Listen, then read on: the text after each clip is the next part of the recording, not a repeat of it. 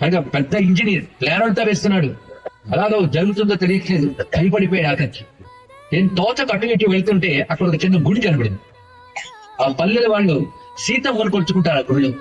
కేవలం సీతాదేవి. ఇది సీత అంటే ఎవరికి తెలియదు, రాముడు అంటే తెలియదు, రామాయణం కూడా తెలియదు. అది గుర్తుపెట్టుకోవాల్సిన అంశం అండి. ఆ గుడి దగ్గరికి వెళ్ళి వీళ్ళందరూ ఏదో భజన చేస్తున్నారు, దండం పెడుతున్నారు, ఏమిటి అని అడిగారు. ఇది సీతాదేవి, సాక్షాత్ జగన్మాత. ఈ తల్లిని గారి నమస్కరిస్తే తప్పకుండా ఏది కోరుకుంటే తీరుతుంది అని వాళ్ళు అన్నారు. వాళ్ళకి తెలిసిన మాట. అతడు ఎవరో కూడా వాళ్ళకి తెలియదు. వెంటనే ఆయన హిందువుల్ని పరిశీలించాడు. ఎందుకంటే వాళ్ళు దండం పెట్టడం కూడా రాదు కదా. వీళ్ళ దగ్గర నేర్చుకుని 2 చేతులతో దండం పెట్టాడు. దండం పెట్టి, సీతమ్మ అని వీళ్ళు చెప్పారు, నువ్వెవరో నాకు తెలీదు, కానీ ఎంత ప్రమాదం ఇప్పుడున్నది ఇక్కడ. ఈ ప్రమాదం గాని గట్టెక్కితే నేను ఈ భక్తుడు అవుతాను. కానీ ఆ సీతమ్మ సీతమ్మ అనుకుంటూ ఉన్నాడండి ఇక్కడ. రాత్రి వేళ ఆయన ఒకవేళ వర్షం పడుతోంది, వంతెన ఎలా ఉందో చూద్దామని లాంతరు తీసుకుని వస్తున్నాడు. 2 కుర్రవాళ్ళు